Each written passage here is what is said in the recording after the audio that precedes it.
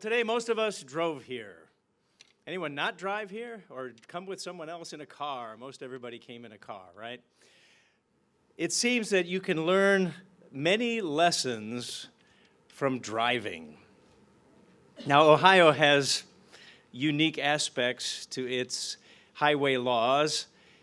For a while, we lived in New Orleans, Louisiana, and that is a unique place. Many times I would be totally lost because of canals or one-way streets or all kinds of difficulties that you run into that are unique to New Orleans. In fact, there was one intersection that I often came to that you could predict pretty accurately that the city was having financial needs. Because just down the block, there'd be a policeman right near this intersection. And I think it was his job to wave at the drivers that went through this particular intersection. Now, it wasn't that kind of wave. It was more like... And I'm not sure exactly what the problem was, but I think they were mute. They had a difficult time speaking because they would pull out a pad and begin writing notes and give it to the drivers that they were telling to pull over. Now, you may be wondering why I have such detailed knowledge about this particular intersection. Yeah, it wasn't just a friendly, hi, how are you kind of a note. It was a ticket. And there was a time I went to traffic court to try to appeal one of those tickets. And I got an interesting judge in that particular courtroom. And there was a fellow who had been through that same intersection. And he was explaining about his situation. And I was paying very close attention because I thought, well, we'll see if he gets around this and I'll use the same strategy. And so he said, well, Judge, I came up to this intersection. I slowed down. I looked both ways, and then I kept going right into the intersection. So I was perfectly safe. And the judge looked at him, and he said, all right, think of it this way. What if the policeman who pulled you over took out his baton and started beating you on the head? Would you like him to slow down or stop? Okay, point made. I guess I wasn't going to get very far with this judge at all. And yet, thinking about this particular situation, I could have avoided court. I could have avoided the note from that not-so-friendly police officer if I would have done one thing. If I would have paid attention to the stop line. If I would have paid attention to that little line, I could have avoided the whole situation. Now, you might ask, what is a stop line? Well, it's that great big white stripe that is there at a stop light or a stop sign. Sometimes they'll call them a stop bar, but normally they're called stop lines. And they're right there at a stop light or a stop sign. Usually begins at the curb and then comes all the way into that lane to show you this is where you're supposed to stop. And so as you approach a stop sign or a stop light, you see the line. It's cutting right across from you, and you can bring your vehicle to a halt right there. Or maybe it's that white line that's underneath your car as you roll through that stop line. What's the purpose? Have you noticed those? You know, what's the purpose of those stop lines? Well, they're supposed to tell the driver, this is where you stop. This is the limit. This is where you're legally able to go without violating the law. This is where you need to stop. So it tells you, this is a requirement. This isn't just a suggestion.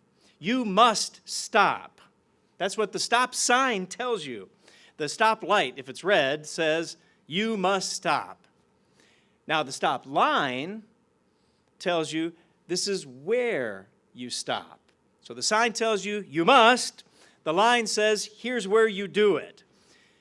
Now, what if there isn't a line on the street? Well, if you know your Ohio driver's manual, you're to imagine a line that extends from the stop sign all the way into that lane, that comes all the way across, perpendicular to that stop sign. So even though you might not see it, it's there, or at least the policeman sees it. So you better imagine where that line is, because that's the legal limit. That's legally how far you can go before stopping your car.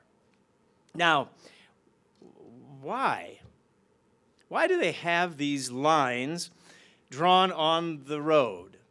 Is it just because the city doesn't know anything better to do with their money, anything like that? They just like to spend money and put workers to work with spray cans and that sort of thing? No, of course not. One of the reasons, it's supposed to protect you. You're driving your car. If you don't stop at the stop lines, you run the risk of running right into that intersection. You run into the intersection, you could be hurt. I mean, even if only the driver's airbag goes off, those things hurt. You could be hurt. You could be maimed. You could damage your car. It could result in, hundreds of dollars, thousands of dollars of damage to your car if you don't pay attention. And of course, then all the hurt and the pain, suffering that goes along with that, it could last for weeks or months or even a lifetime. So that line is supposed to protect you, your driver, your passenger, protect those in your vehicle. And of course, it doesn't stop there. It's also on that road to protect other drivers, people that are coming from another direction. If you don't pay attention to that stop line, you could go over the line into the intersection. Someone else could hit you. They could get hurt. And so it's to protect them as well. Of course, there's also one other group of people it protects. Normally, those stop lines are in front of the crosswalk. Pedestrians walk in the crosswalk. And I know you've never done this. You've never gone over that line, and the pedestrians have to try to, wind their way around your car. That, of course, would never happen. So those stop lines are supposed to protect the pedestrians as well from getting hurt or taking out their legs from a driver who ignores the line. So it's supposed to help all of those people. They're there for our protection. They're there for our safety. They're there to protect the drivers, the passengers, the other drivers, and the pedestrians as well. And of course, when you begin to think about this whole idea of stop lines, how do people react to stop lines? Sometimes the reaction is, huh? What are you talking about? I don't pay any attention. I've never heard of those things. Don't know what you're talking about. They don't recognize a stop line. Of course, another group of people see that they're necessary. Okay, they're there for a purpose, but it's pretty rare that anyone would ever really get hurt from kind of going over a little bit or rolling through something like that. It's really not that big a deal if I kind of slow down pretty much and almost stop. It's not really that important, is it? Of course, then there's another group that knows exactly what those lines are for, and they don't stop. They say, well, these lines, they're painted so far back from the intersection, it's ridiculous. Why would I want to stop back there? I want to see everything that's going on. I don't want to pay any attention to those dumb lines. Why is the city wasting its money on all this paint? Any good driver should be able to recognize this. I'm not going to do it.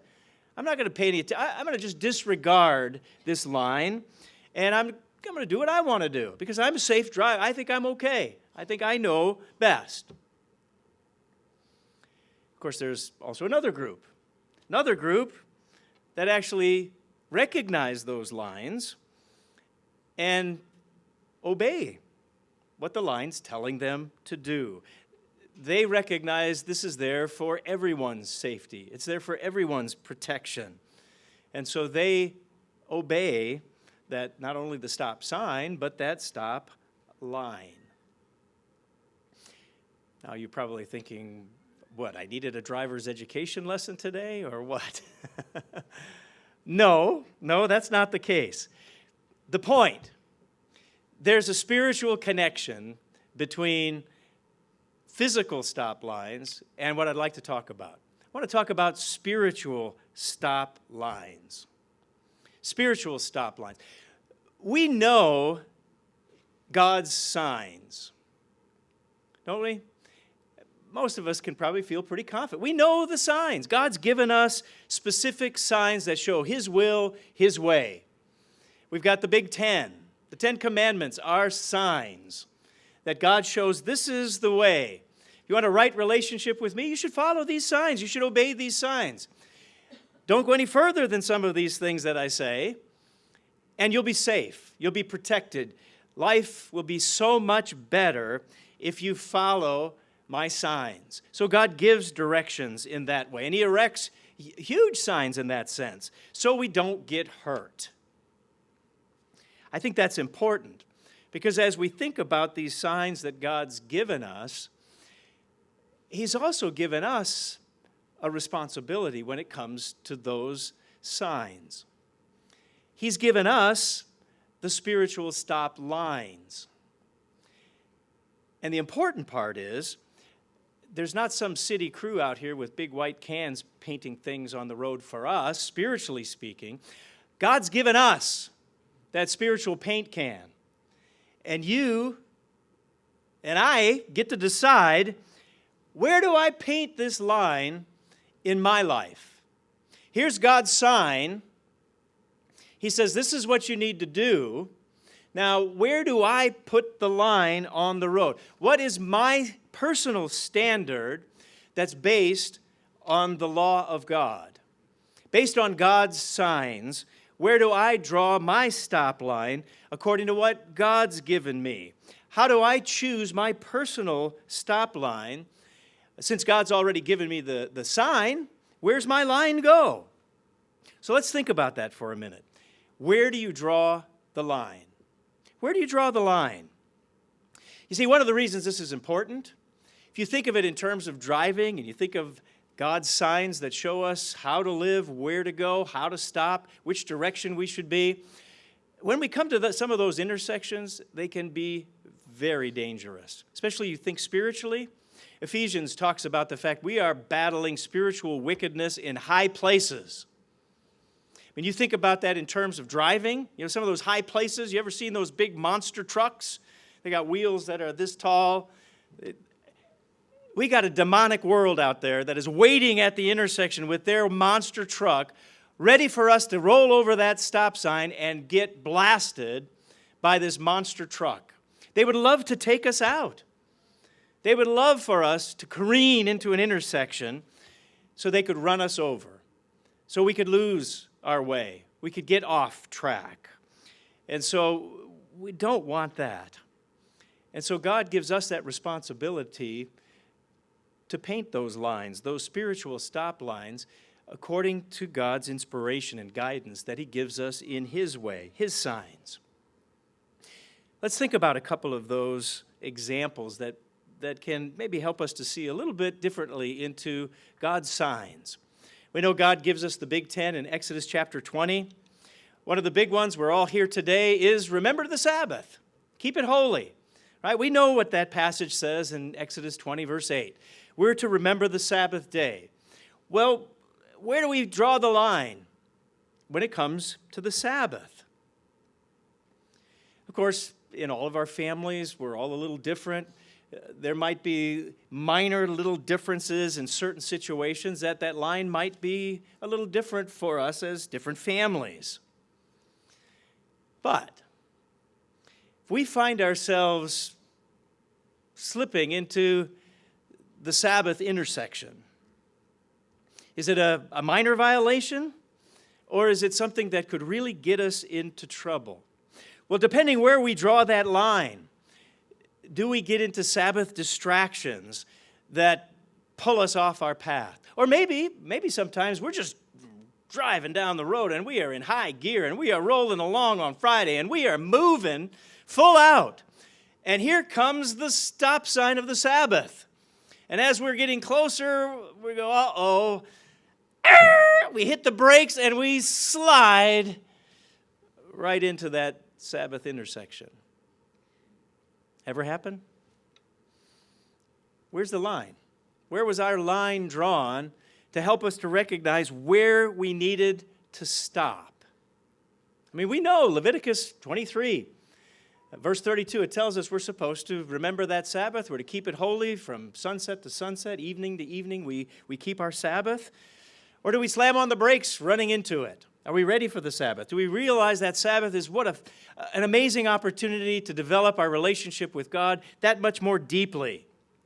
Or maybe we slip into that intersection because, TV's already on, movie's already playing. It's not that much longer. I'll finish up this show and then I'll think about God a little bit. And hour later, finally it ends. Well, maybe I should turn it off now.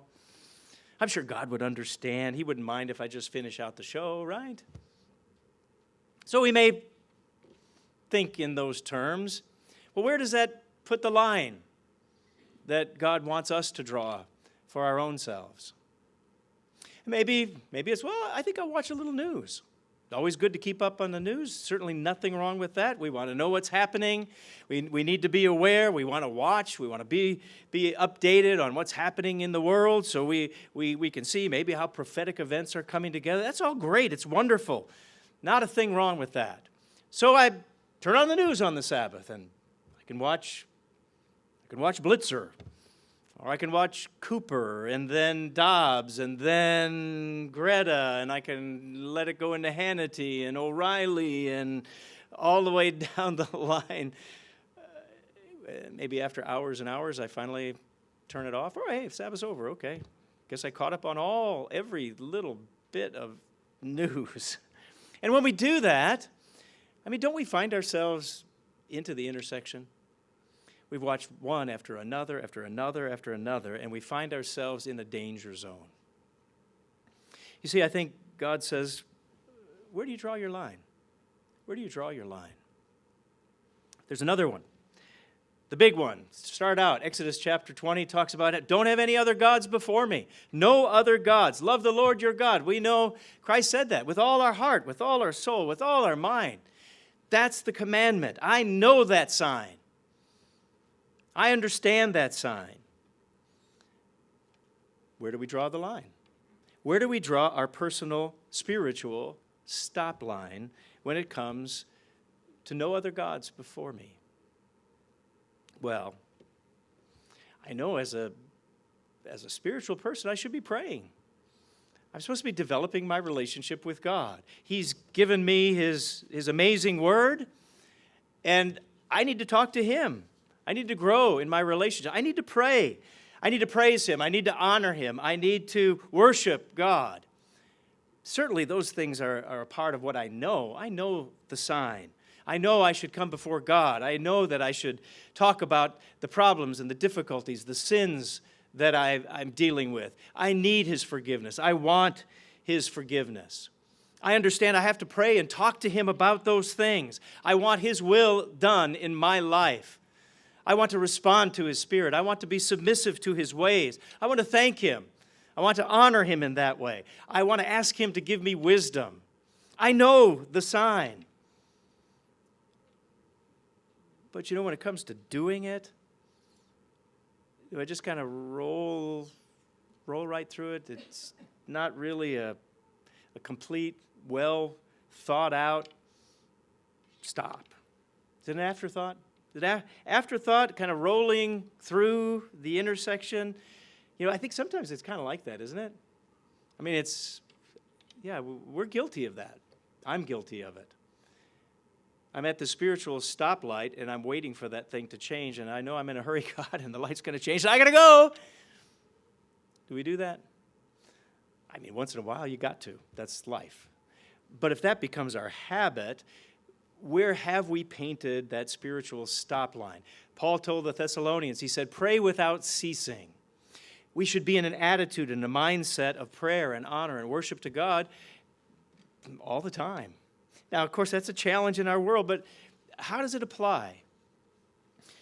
That's where we come into play. That's where God's given us that responsibility to not just take it lightly, not just think we know the rules of the road, but really come to see it as it really is in our life. How is the condition of that intersection, in our spiritual life? Where have we placed that line? Have we placed it in a fashion to avoid running into shortchanging God, just waiting for that light to change? Another example in Exodus 20. He tells us, do not commit adultery. Well, I'm not going to cheat on my mate. Of course not. I would never do that. We know that seventh great stop sign tells us very specifically. But yet, what about the line? What about the line? We know the sign. What about that line that we need to draw? There's an interesting example of this, one we're familiar with. It's over in Genesis 39. Verse 6 is where I'll begin. It's the story of Joseph, one that we're very familiar with. We know that Joseph was sold into slavery by his brothers, right? They threw him in the pit. They took his coat. They told Dad he's dead. Sold Joseph down into Egypt. Joseph comes into favor because he's a talented young man. And he comes to work for a man named Potiphar. Comes into his household, becomes the steward, watches over everything in his house. And all was great, except there was a problem. Look at Genesis 39, verse 6. I'm going to read this from God's Word translation, so it might be a little bit different than yours. It says, Joseph was well-built and handsome at the end of verse 6. So this guy, pretty cool, right? Verse 7, after a while, his master's wife began to desire Joseph. So she said, come to bed with me. All right, Joseph knows the sign. What's he going to do? Well, verse 8, Joseph refused, and he said to her, my master doesn't concern himself with anything in the house. He trusts me with everything he owns. No one in the house is greater than I. He's kept nothing back from me except you, because you're his wife. How could I do such a wicked thing and sin against God? Now in verse 10 it says, although she kept asking Joseph day after day, he refused to go to bed with her or be with her. So verse 11, one day he went into the house to do his work. None of the household servants were there. She grabbed him by his clothes and said, come to bed with me. But he took off. He ran outside, left his clothes in her hand. Joseph knew where to paint the line, didn't he? Can you imagine running out of that house in your underwear? That's kind of what he did, didn't he? Left his cloak right there in her hands, and he took off. He just took off. He recognized the fact he had to draw the line because this woman was after him. She was after him day after day after day after day. And it's interesting, he had to adjust the line. He already had a line drawn, but once he was in this situation, he's at that intersection. Did you notice what it says he did? If you look at the end of verse 10, not only did he refuse her, but he wouldn't be with her. So that meant the line changed. This is a tough situation. I can't just be normal with this lady. I can't even afford to be with her. You read that in other translations. It says he kept out of her way. He didn't spend time with her. He didn't stay around her. He wouldn't even be with her. He had to repaint that line, and he understood.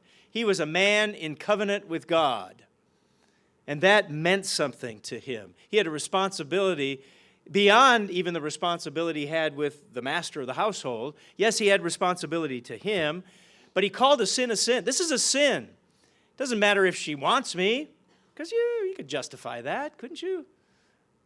No, Joseph could not. He knew he was tempted of sin, and that would be against God. That would violate God. He would go careening right out into that intersection and would be hurt terribly. Now we know the spiritual side of this whole aspect of don't commit adultery. Christ mapped that out in Matthew chapter 5. He talked about that very thing. You know that. We're going to flip over there for just a moment. he addresses specifically this spiritual side of where we draw the line.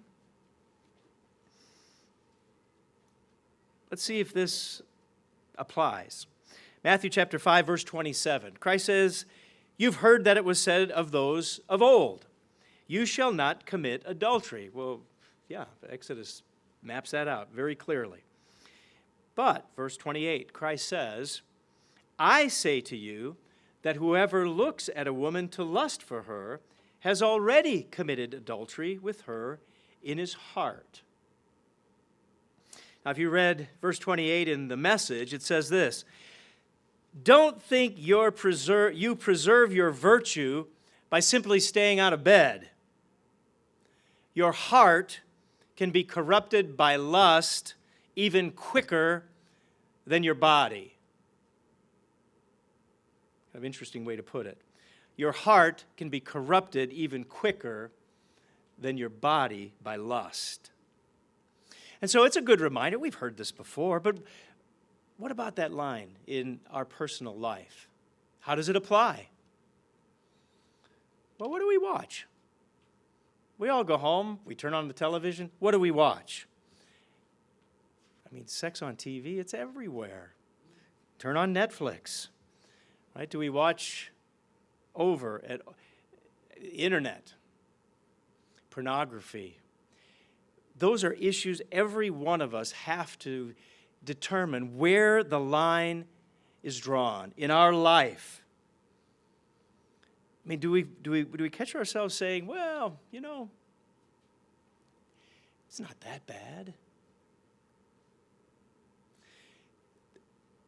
If that's where we draw the line, I think the alarm should be going off. We should be seeing the lights flashing. It's not that bad? I mean, is that the standard that we're striving for? It's not, well, if it's not that bad, that must mean, if we flip it around, can't be that good. Can't be that good. If it's not that bad, it certainly can't be good. It can't rise to the standard of what the sign is set there for. How are we going to be protected?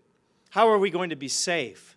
How are we going to grow in a deeper relationship with God the Father and Jesus Christ if we're satisfied with not that bad?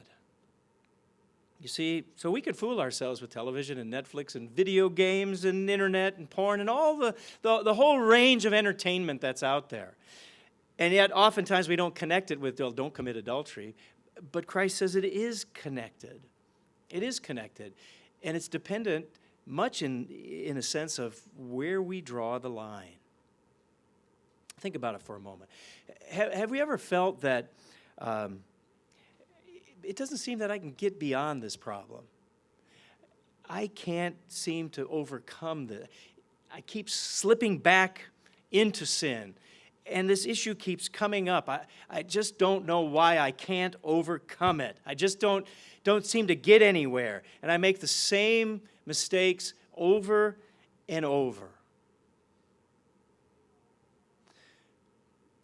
Is it possible that it's related to where we've drawn that personal spiritual stop line?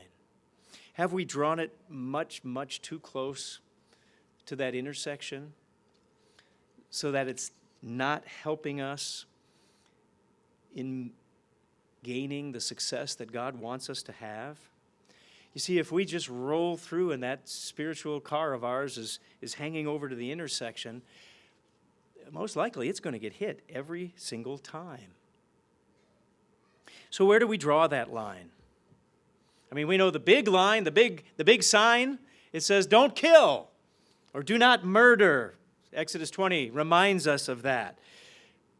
All right, Christ said, once again in Matthew 5, verse 22, he told us, all right, it's not just about, well, great, I kept that one, didn't kill anybody lately. All right, we know that's not it. Christ said, don't be angry with your brother without a cause. It's unacceptable. If you're angry with your brother, it's the spiritual sense of murder. Now, we might say, I got a good handle on that one. But are we creeping into the intersection at all? Are we recognizing that maybe we don't have the pedal all the way down on the brake? You know, there are people we just don't like. People that sit here with us, I just don't like them. Hopefully nobody's coming to mind when we say that. I mean, because you think about that for a second. Where does that take you? Where does that attitude lead? I mean, if we've ever thought, all right, I have to love them, but I don't have to like them. Really? Wait a second. We say that? We think that? Is that showing some kind of maybe that's just a polite way of letting differences lead to dislike. And dislike keeps that car rolling into the intersection that leads to a lack of unity, that leads ultimately to hate, which ultimately leads to that spirit of murder.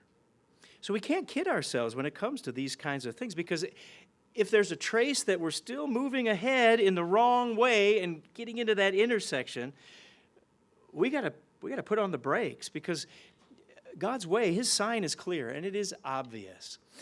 But our application of it comes down to a personal decision where we draw that line. And in so many ways, it's up to us that we've got to make the judgment call in our life, in our situation. I mean, there's a wonderful psalm in chapter 119, verse 66, where we can call out to God and ask God to teach us good judgment so that I know where to paint this line. And it is different for us as individuals. But if I'm a recovering alcoholic, where is my line going to be drawn from that intersection of Bourbon Street? Not going to be where somebody that doesn't have a problem with alcohol. It's not going to be a problem to come up to the intersection of wine and beer or bourbon and burgundy. Not going to be a problem for someone maybe to have a drink or maybe two with dinner. It's not a problem at all. But if you're recovering, you probably can't even go down that street past the liquor store. You just can't do it. So your line is going to be different than someone else who has no issue with that particular problem. Maybe it's stewardship, finances. God tells us as good Christians we're to be good stewards and take care of business. Well, where do we draw our financial, spiritual stop line? Is it when the credit card is maxed out and they won't take it anymore? Well, that's my stop line. Guess I can't go any farther. Well, that's not the best, is it? So where do we draw that line? Or where do we draw the line when it comes to truth? We stand for truth as God's people. We know God's word is truth. We want to tell the truth. We know the big sign says, don't lie, do not bear false witness. We know that. So I don't tell any outright falsehoods. I tell no bald-faced lies. I got it. Well, what about that little white lie? I mean, it's not really hurting anybody, so that doesn't really count. Or, yeah, I told him I'd do that, but I don't want to. At least I got him off my back. I don't have to deal with it now. I mean, do we say really nice things to people and we don't really mean it? Well, that's not truthful. They might like me better because I told them nice things. But we're not supposed to be hypocrites. We're supposed to be truthful. So even half-truths that technically are truth, but, well, maybe they mislead others, is that continuing to roll into that difficult intersection? Well, it certainly can. So the point is we have to be careful. God has given us standards of right and wrong. He has shown us the best way to live, the most wonderful way to live our lives so that we can be safe, so that we can be protected by him. There are lines that God gives us that says, don't cross this line. I don't want you to get hurt. I don't want you to go into this intersection. I don't want you to have to pay the consequences to those kinds of decisions that lead in the wrong direction. I know what's best for you. I know what's best. But yet, he tells us we get to choose. Choose for ourselves whether we'll paint that line on the road in the way that it needs to be painted for each of us individually. So what do? Well, we got to make sure that we draw those spiritual stop lines. Or maybe we've got to be like Joseph. Maybe we have to redraw some of those lines in our life.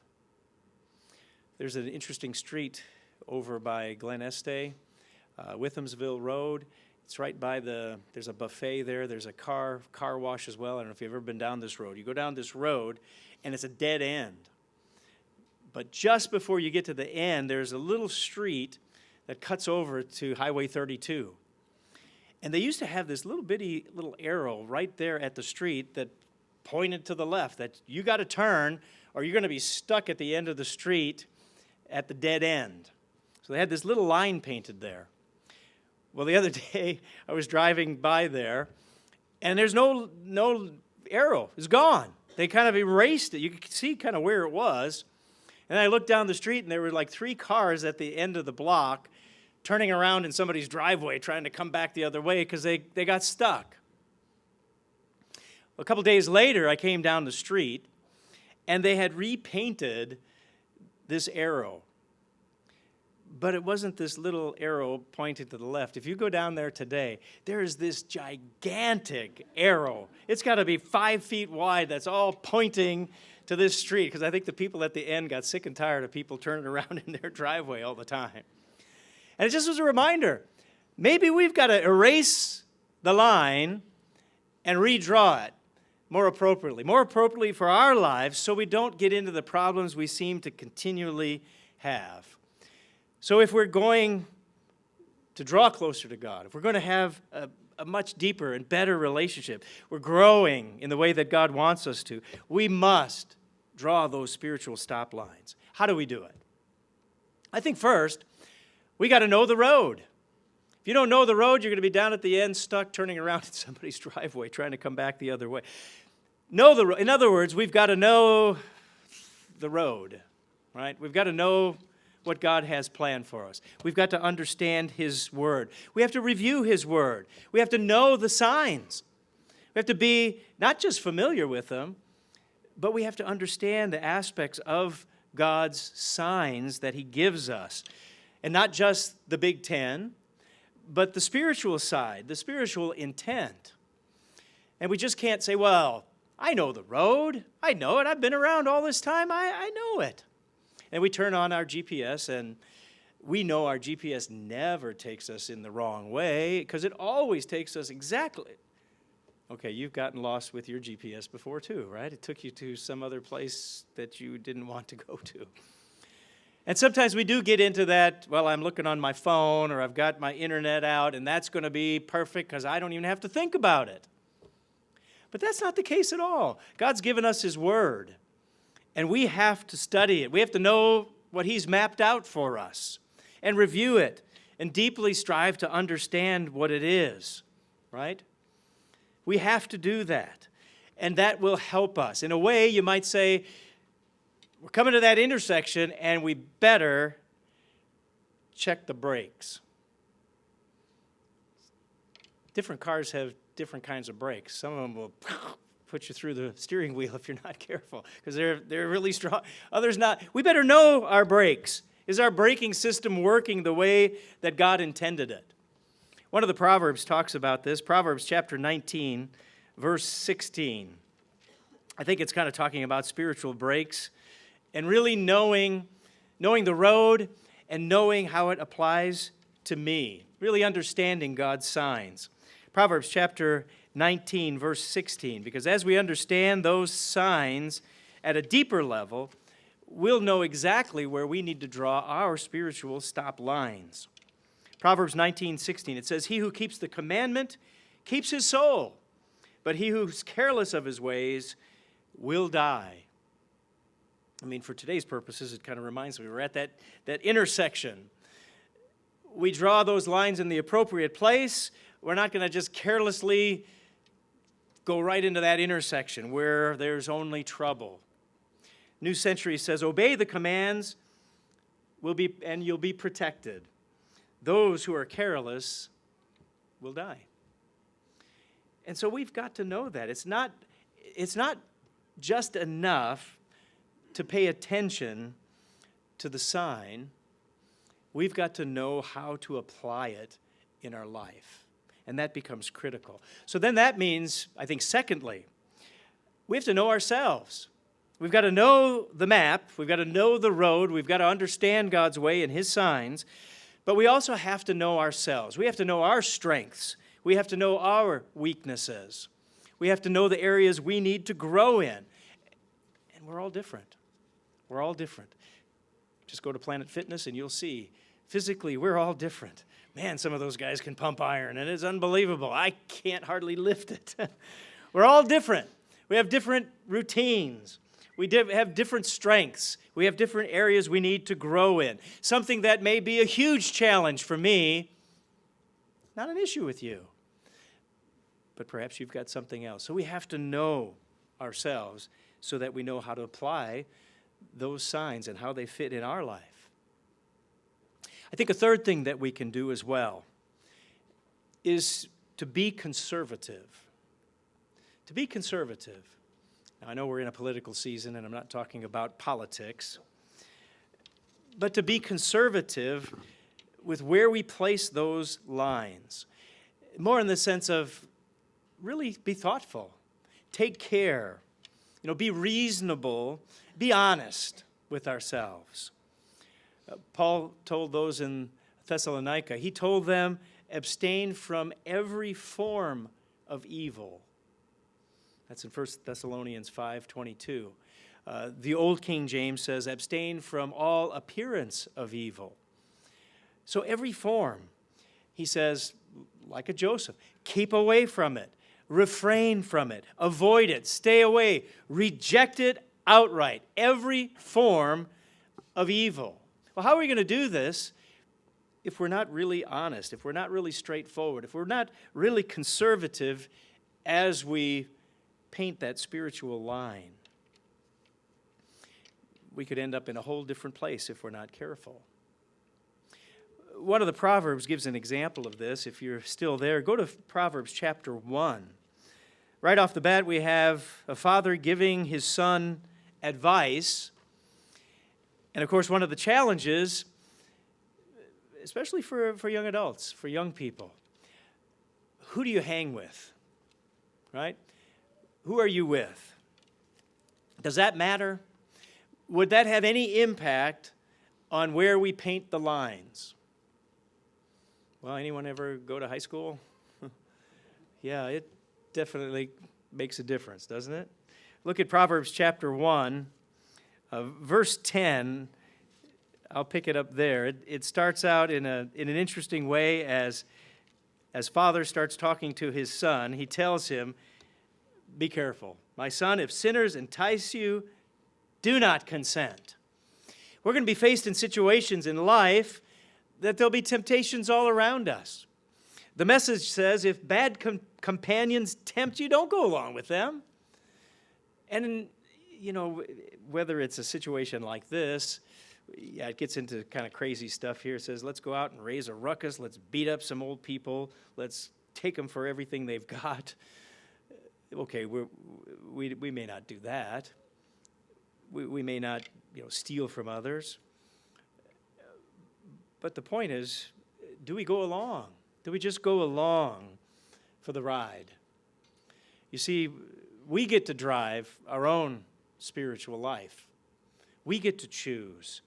We can't just go along. So we've got to be conservative when it comes to drawing those lines, being very careful about it. And we can't paint those lines too close to that intersection of bad companions. We can't paint that intersection or that stop line too close, because then we're going to be hanging over the edge where they're going to come along and take off our front bumper if we're not careful.